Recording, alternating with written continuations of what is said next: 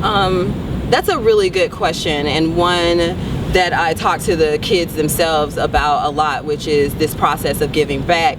And I think that the idea of coming back and giving back and, you know, teaching those who are coming behind you and opening up new avenues for them and new paths for them, for their achievement, comes from my grandparents. You know, I grew up with my grandparents until the 4th grade because my mother had me at 17 in 1976, and she moved to Atlanta to start a new job and get herself settled before I was supposed to move with her. But my grandparents had been civil rights activists in Tennessee in the 50s, the 60s, all the way through the 70s and into the 80s.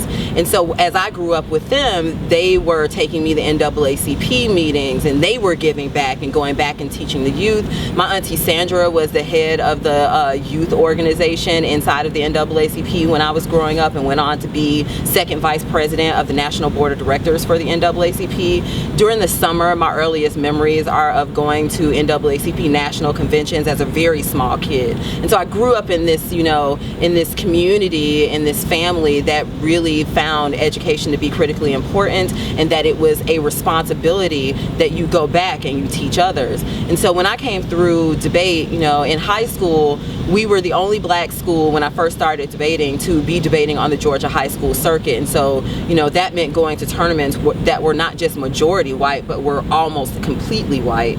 As well as when I started college debate, there were 2 or 3 other African Americans on the college circuit. During my time period, there were only 3 other black women who debated in college during those years.